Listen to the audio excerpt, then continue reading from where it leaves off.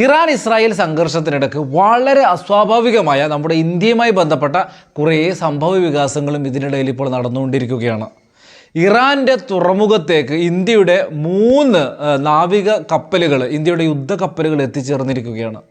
അതോടൊപ്പം തന്നെ ഇസ്രായേൽ നമ്മുടെ രാജ്യത്തിൻ്റെ ഭാഗമായ കാശ്മീരിനെ ഇന്ത്യയുടെ ഭൂപടത്തിൽ നിന്ന് മാറ്റിക്കൊണ്ട് അവരുടെ ഇസ്രായേലിൻ്റെ ഔദ്യോഗിക വെബ്സൈറ്റിൽ ഒരു ഭൂപടം പ്രസിദ്ധീകരിച്ചിരിക്കുന്നു. ഇസ്രായേൽ ഇന്ത്യയുമായി അകലുകയാണോ? ഇറാനുമായിട്ട് ഇന്ത്യ അടുക്കുകയാണോ? എന്താണ് ഇതുപോലൊരു സമയത്ത്? 3 ദിവസം മുമ്പാണ് ഇറാൻ ഇസ്രായേലിലേക്ക് 200ഓളം ബാലിസ്റ്റിക് മിസൈലുകൾ അയച്ചത്. അത് കഴിഞ്ഞു നിൽക്കുന്ന ഈ ഒരു സമയത്ത് എന്തിനാണ് ഇന്ത്യ ഇതുപോലെ 3 യുദ്ധക്കപ്പലുകളൊക്കെ ഇറാൻ്റെ നാവിക താവളത്തിലേക്ക് എത്തിച്ചിരിക്കുന്നത്? അത് നരേന്ദ്രമോദി ഭരിക്കുമ്പോൾ സംഘപരിവാറിൻ്റെ അണികൾ മുഴുവൻ ഇറാനെതിരെ യാതൊരു തത്വദീക്ഷയുമില്ലാതെ, ഒരു രാഷ്ട്രീയ ബോധവുമില്ലാതെ ഇങ്ങനെ ഇറാനെതിരെ നിലവിളിച്ച് ഇസ്രായേലിനെ അനുകൂലിച്ച് ഒരു ഭാഗത്ത് അരങ്ങ് തകർക്കുമ്പോൾ എന്താണ് ഇന്ത്യ ഇതുകൊണ്ട് ഉദ്ദേശിച്ചതെന്ന ചർച്ചകൾ സോഷ്യൽ മീഡിയകളിൽ അരങ്ങ് തകർക്കുന്നുണ്ട്. ഇന്ത്യയിലുള്ള പ്രധാനപ്പെട്ട എല്ലാ മാധ്യമങ്ങളിലും വളരെ പ്രധാനപ്പെട്ട ഒരു വാർത്തയായി മാറിയ 2 സംഭവം: ഇറാനിലേക്ക് ഇന്ത്യ അയച്ച യുദ്ധക്കപ്പലുകളും അതുപോലെ ഇസ്രായേലിൻ്റെ ഔദ്യോഗിക വെബ്സൈറ്റിൽ നമ്മുടെ കശ്മീരിനെ ഇല്ലാതാക്കിക്കൊണ്ടുള്ള, കശ്മീരിൻ്റെ ഭാഗം വെട്ടിക്കളഞ്ഞുകൊണ്ടുള്ള ഭൂപടം പ്രസിദ്ധീകരിച്ചതും വലിയ ചർച്ചയാണ് ഇതിപ്പോൾ. ഇസ്രായേൽ ഇറാൻ സംഘർഷത്തിനിടയിൽ ഇന്ത്യ പൂർണ്ണമായും ഇറാൻ്റെ പക്ഷം ചാരുന്നു എന്നൊന്നും പറയുന്നതിൽ അർത്ഥമൊന്നുമില്ല ഈ സംഭവ വികാസങ്ങളിൽ. പക്ഷേ ഇറാനും ഇസ്രായേലും തമ്മിൽ എങ്ങാനും ഒരു യുദ്ധം പൊട്ടിപ്പുറപ്പെടുകയാണെങ്കിൽ ഇന്ത്യ ഒരിക്കലും ഇസ്രായേലിൻ്റെ പക്ഷത്ത് അടിയുറച്ച് നിൽക്കാൻ ഒരു സാധ്യതയില്ല എന്നത് ഏറെക്കുറെ ഉറപ്പാണ്. അതിനൊന്നാമത്തെ കാര്യം ഹോർമുസ് കടലിടുക്കാണ്. നമ്മുടെ രാജ്യം ഏതൊരു രാജ്യം നിലനിൽക്കാനും ഊർജ്ജ സ്രോതസ്സാണ് വളരെ പ്രധാനം. നമ്മുടെ ഇന്ത്യ രാജ്യത്തിലെ ഊർജ്ജ സ്രോതസ്സിൻ്റെ 55%, ഏകദേശം പകുതിയിലേറെ ഊർജ്ജ സ്രോതസ്സ് വന്നുകൊണ്ടിരിക്കുന്നത് അതിൻ്റെ പ്രധാനപ്പെട്ട പാത ഹോർമുസ് കടലിടുക്കാണ്. ഇറാൻ്റെ അധീനതയിലാണ് ഈ പ്രദേശം. ഇസ്രായേലും ഇറാനും തമ്മിൽ യുദ്ധമുണ്ടാവുകയും ഇറാൻ്റെ എണ്ണപ്പാടങ്ങളൊക്കെ ഇസ്രായേൽ ആക്രമിക്കുകയും ചെയ്തു കഴിഞ്ഞാൽ അത് ഏറ്റവും കൂടുതൽ ബാധിക്കുന്ന ഒരു രാജ്യമായിരിക്കും ഇന്ത്യ. ലോകമെമ്പാടും വലിയ സാമ്പത്തിക പ്രയാസങ്ങൾ ഉണ്ടാവുമെങ്കിലും ഇന്ത്യക്ക് വളരെ സാരമായി പരിക്കേൽക്കും. അമേരിക്കയുടെ പല ഉമ്മാക്കികളെയും തള്ളിക്കളഞ്ഞുകൊണ്ട് ഇറാനിൽ നിന്ന് നേരിട്ട് പെട്രോളും ഇന്ധനങ്ങളൊക്കെ വാങ്ങിയ രാജ്യമാണ് ഇന്ത്യ. ഇപ്പോഴും ഇറാനുമായി ഊർജ്ജ മേഖലകളിലും പല മേഖലകളിലും ഒരുപാട് കരാറുകളുള്ള, ഒരുപാട് ഇൻവെസ്റ്റുകളുള്ള ഒരു രാജ്യമാണ് ഇന്ത്യ. അതോടൊപ്പം തന്നെ അപ്പുറത്ത് പ്രതിരോധ മേഖലകളിലും മറ്റുമായിട്ട് ഇസ്രായേലുമായിട്ടുണ്ട് ഇന്ത്യക്ക് വലിയ അഗാധമായ ബന്ധങ്ങൾ. ഈ 2 രാജ്യങ്ങളും തമ്മിലുള്ള, ഇറാനും ഇസ്രായേലും തമ്മിലുള്ള ഇന്ത്യയുടെ ബന്ധങ്ങൾ എന്ന് പറയുന്നത് വളരെ ആപേക്ഷികമാണ്. അതിനപ്പുറത്തോട്ട് വളരെ കോംപ്ലിക്കേറ്റഡ് ആയി കിടക്കുന്ന ഒരു കാര്യമാണ്. അതുകൊണ്ട് തന്നെ ഈ മേഖലകളിൽ ഒരു യുദ്ധമുണ്ടായി കഴിഞ്ഞാൽ ഇന്ത്യക്ക് അനുഭവിക്കേണ്ടി വരുന്ന വലിയ ആഘാതങ്ങൾ മുൻനിർത്തി ഈ യുദ്ധം ഇല്ലാതാക്കാനുള്ള വലിയ ശ്രമങ്ങൾ ഇന്ത്യ ഒരു ഭാഗത്ത് നടക്കുന്നുണ്ട്. ഹിസ്ബുള്ളയുമായി ഇസ്രായേൽ ഇപ്പോൾ നടത്താൻ ഉദ്ദേശിക്കുന്ന യുദ്ധം അത് വലിയ പ്രയാസങ്ങളായിരിക്കും ലോകത്തെമ്പാടും, അല്ലെങ്കിൽ ഇരു രാജ്യങ്ങൾക്ക് വരുത്തുകയെന്നും ഇതിൽ നിന്നും പിന്മാറണമെന്ന് നരേന്ദ്രമോദി നേരിട്ട് ഇറാനെയും ഇസ്രായേലിനെയും അറിയിച്ചതായിട്ടുള്ള വാർത്തകളുണ്ട്. ഇന്ത്യയുടെ ഭൂപടത്തിൽ നിന്ന് നമ്മുടെ തലയെന്നറിയപ്പെടുന്ന നമ്മുടെ കാശ്മീരിനെ വെട്ടിമാറ്റിയ സംഭവത്തിൽ ഇസ്രായേലിൻ്റെ ഇന്ത്യയിലെ അംബാസഡർ റൂസൻ അസർ മാപ്പ് പറഞ്ഞുകൊണ്ട് ഇന്നലെ രംഗത്ത് വന്നിട്ടുണ്ടായിരുന്നു. ഇത് വെബ്സൈറ്റിൻ്റെ എഡിറ്റർക്ക് പറ്റിയ തെറ്റാണെന്നൊക്കെയാണ് ഈ അംബാസഡർ പറഞ്ഞത്. പക്ഷേ ഇന്ത്യ ഇറാനിലേക്ക് 3 പടക്കപ്പലുകൾ അയച്ച ഇതേ സമയത്ത് തന്നെ ഇതുപോലൊരു തെറ്റ് വന്നതിൽ അസ്വാഭാവികതയുണ്ടെന്ന് പല ആളുകളും ചൂണ്ടിക്കാട്ടുന്നുണ്ട്. ഇറാൻ്റെ വളരെ പ്രധാനപ്പെട്ട ഒരു തുറമുഖമാണ് ബന്ദർ അബ്ബാസ് എന്ന തുറമുഖം. ആ തുറമുഖത്തേക്കാണ് ഇന്ത്യയുടെ വളരെ പ്രധാനപ്പെട്ട 3 നാവികസേനയുടെ കപ്പലുകൾ എത്തിച്ചേർന്നത്. INS ഷാർദൂൽ, INS തീർ, ICGS വീര എന്നീ കപ്പലുകളാണ് ഇറാൻ്റെ പ്രധാനപ്പെട്ട ഒരു കപ്പൽ അനുഗമിച്ചുകൊണ്ട് ഈ ബന്ദർ അബ്ബാസ് എന്ന് പറയുന്ന തുറമുഖത്തേക്ക് നമ്മുടെ ഈ രാജ്യത്തിന് 3 കപ്പലുകൾ കഴിഞ്ഞ ദിവസം എത്തിച്ചത്. ഇന്ത്യയും ഇറാനും തമ്മിലുള്ള നാവിക സഹകരണം ഊട്ടിയുറപ്പിക്കുന്നതിൻ്റെ ഭാഗമായിട്ടാണ് ഇങ്ങനെ തങ്ങൾ കപ്പലയച്ചതെന്ന് ഇന്ത്യയുടെ നാവികസേന ഔദ്യോഗികമായി വാർത്താക്കുറിപ്പിറക്കി പറഞ്ഞിട്ടുണ്ട്. ഇപ്പോൾ ഇതുപോലെ തന്നെ ഇക്കഴിഞ്ഞ മാർച്ചിൽ ഇറാൻ്റെ 2 കപ്പലുകൾ ഇന്ത്യയിൽ എത്തിയിട്ടുണ്ടായിരുന്നു. ബുഷേർ, ഹെൻഗാം എന്നീ പേരുള്ള 2 കപ്പലുകളാണ്, ഇറാൻ്റെ കപ്പലുകളാണ് ഇന്ത്യയിലെത്തിയത്. അതുകൂടാതെ ഇറാൻ്റെ 240ഓളം സൈനികർ, മുതിർന്ന ഇറാൻ്റെ കമാൻഡർമാരുടെ കീഴിൽ ഇന്ത്യയിൽ ഇതേ സമയത്ത് തന്നെ വലിയ നാവിക പരിശീലനങ്ങൾ നടത്തിയിരുന്നു. ഏതായാലും ഈ സംഭവ വികാസങ്ങൾ വളരെ കോംപ്ലിക്കേറ്റഡായി വലിയ വിവാദങ്ങൾക്കും ചർച്ചകളൊക്കെ വഴിവെച്ചിട്ടുണ്ട്. ഇന്ത്യ റഷ്യയുമായി നല്ല ബന്ധത്തിലാണ്. റഷ്യ ആണെങ്കിൽ ഇറാനുമായിട്ട് ബായ് ആണ്.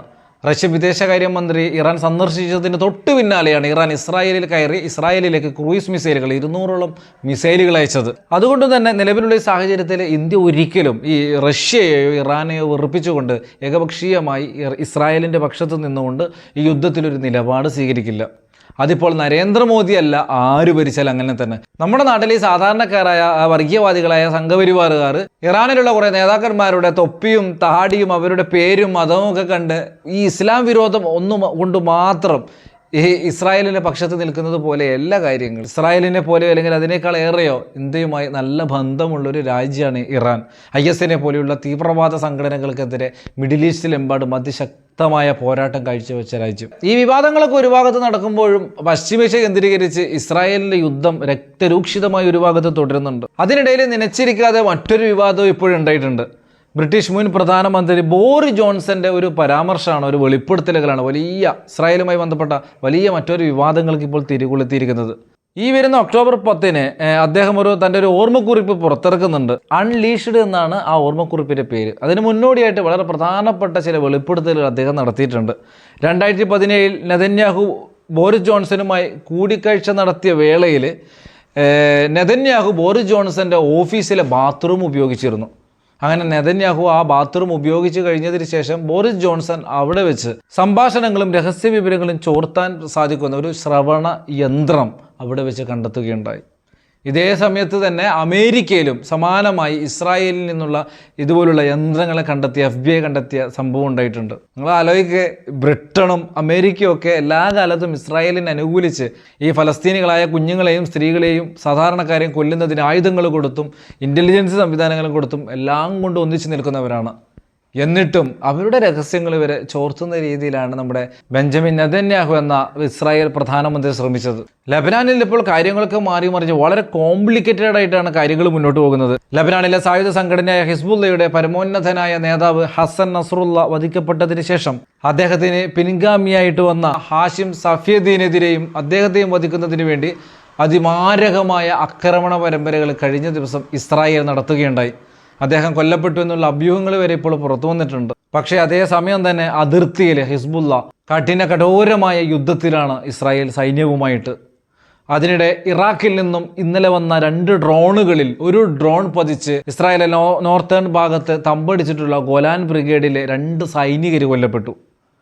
2 ഡ്രോണുകളാണ് ഇറാഖിൽ നിന്ന് വന്നതെങ്കിലും ഒരു ഡ്രോണിനെ ഇവർക്ക് തകർക്കാൻ സാധിച്ചിട്ടുണ്ടെന്ന് IDF ഇസ്രായേലിൻ്റെ സൈന്യം ഇന്ന് പറഞ്ഞിട്ടുണ്ട്. ഈ സംഭവം നടക്കുന്ന അതേ സമയത്ത് തന്നെ ലബനാനിൽ നിന്നുള്ള ഹിസ്ബുള്ളയുടെ മിസൈൽ ഇസ്രായേലിൻ്റെ പ്രധാനപ്പെട്ട നഗരമായ ഹൈഫയിലെ ബെഞ്ചമിൻ നെതന്യാഹുവിൻ്റെ നാട്ടിലേക്ക് വരെ പതിക്കുന്ന സംഭവം ഉണ്ടായി. അവിടെ മുഴുവൻ സൈറണുകൾ മുഴങ്ങി. അസംഖ്യം മനുഷ്യരെ, പ്രത്യേകിച്ച് നിരപരാധികളെ കൊന്നൊടുക്കിയിട്ടും ഇസ്രായേലിൻ്റെ തലക്കുമീതെ നിരന്തരം റോക്കറ്റുകൾ പായുകയും അവിടെയുള്ള ജനങ്ങൾ, കോടിക്കണക്കിന് ജനങ്ങൾക്ക് ബങ്കറുകളിലേക്ക് പ്രാണരക്ഷാർത്ഥം ഓടിയൊളിക്കുകയും ചെയ്യേണ്ട അവസ്ഥ തന്നെയാണ് ഇപ്പോഴും. ഇസ്രായേൽ ഫലസ്തീൻ യുദ്ധം ആ മേഖലയാകെ ബാധിച്ച ഇതുപോലൊരു യുദ്ധമായി തീർന്നിട്ട് 1 വർഷം പൂർണ്ണമാവാൻ ഇനി ദിവസങ്ങൾ മാത്രമേ ഉള്ളൂ. ഇക്കഴിഞ്ഞ വർഷം ഒക്ടോബർ 7 യുദ്ധം ആരംഭിക്കുന്നത്. ഈ ഒക്ടോബർ 7 ഇവിടെ ആവാറായിരിക്കുകയാണ്. ഈ സമയം തിരിഞ്ഞു നോക്കുമ്പോൾ കുറേ മനുഷ്യരെ കൊല്ലുകയും ബിൽഡിങ്ങുകൾ തകർക്കുകയും ഇസ്രായേലിനെതിരെ പോരാടുന്ന പോരാട്ട സംഘടനകളുടെ നേതാക്കളെ വധിച്ചിട്ടും പേജർ, വാക്കി ടോക്കി സ്ഫോടനങ്ങളടക്കം നടത്തി ഒരു ഭാഗത്ത് ഇസ്രായേൽ വിജയിച്ചു നിൽക്കുന്നുണ്ട്. അതൊരു യാഥാർത്ഥ്യമാണ്. അതേ സമയത്ത് തന്നെ ഏതൊരു ലക്ഷ്യം വെച്ചിട്ടാണോ ഇസ്രായേൽ ഈ യുദ്ധം നടത്തുന്നത് അതവർക്ക് ആ ലക്ഷ്യത്തിലേക്ക് അവർക്ക് എത്താൻ പറ്റിയിട്ടില്ല. ഇതുവരെ ബന്ദികളെ മോചിപ്പിക്കാൻ അവർക്ക് സാധിച്ചിട്ടില്ല. ഹമാസിനെ പൂർണ്ണമായി നിരായുധീകരിക്കാൻ, പരാജയപ്പെടുത്താൻ അവർക്ക് കഴിഞ്ഞിട്ടില്ല. ഇങ്ങനെയുള്ള വസ്തുതകളൊക്കെ ഒരു ഭാഗത്ത് നിൽക്കുമ്പോഴാണ് വളരെ അപ്രതീക്ഷിതമായി ഇതുപോലുള്ള സംഭവ വികാസങ്ങൾ ഉണ്ടായത്. അതായത് ഇന്ത്യയുടെ പടക്കപ്പലുകൾ ഇറാനിലെത്തുന്ന സംഭവങ്ങൾ, അതുപോലെ ഇസ്രായേൽ ഇന്ത്യയുടെ മാപ്പിൽ നിന്ന് കശ്മീരിൻ്റെ ഭാഗം വെട്ടിമാറ്റിയ സംഭവങ്ങൾ, ആയത്തുള്ള അലി ഖമേനി 5 വർഷത്തിന് ശേഷം പബ്ലിക്കായി ഒരു വെള്ളിയാഴ്ച നമസ്കാരത്തിന് വന്ന് കഴിഞ്ഞ ദിവസം എല്ലാ മുസ്ലിം രാജ്യങ്ങളോടും നിങ്ങളെല്ലാവരും ഒന്നിച്ച് നിൽക്കണം, എങ്കിൽ മാത്രമേ ഇസ്രായേലിനെ പരാജയപ്പെടുത്താൻ പറ്റൂ, അങ്ങനെ തന്നെ പരാജയപ്പെടുത്തണം. അതല്ലെങ്കിലും ഞങ്ങൾ ഇസ്രായേലിനെ വെറുതെ വിടാൻ ഉദ്ദേശിച്ചിട്ടില്ല. നിലവിൽ ഞങ്ങൾ അയച്ച 200 ബാലിസ്റ്റിക് മിസൈലുകൾ എന്ന് പറയുന്നത് വളരെ ചെറിയൊരു ശിക്ഷ മാത്രമാണ്. ഇനി വലിയ ആക്രമണങ്ങൾ ഇസ്രായേലിനെതിരെ നടത്തുമെന്ന് ഇറാൻ്റെ പരമോന്നത നേതാവ് ആയത്തുള്ള അലി ഖാംനെയി പറഞ്ഞതും കഴിഞ്ഞ ദിവസമാണ്. അങ്ങനെ ആകപ്പാടെ കുഴഞ്ഞു മറിഞ്ഞ് നിൽക്കുകയാണ് നമ്മുടെ പശ്ചിമേഷ്യയിലുള്ള സാഹചര്യങ്ങൾ മുഴുവൻ. കാര്യങ്ങളൊക്കെ കലങ്ങി തെളിഞ്ഞ് അവിടെ സമാധാനം പുലരട്ടെ എന്ന് ആത്മാർത്ഥമായി പ്രാർത്ഥിക്കുകയാണ്, പ്രത്യാശിക്കുകയാണ്.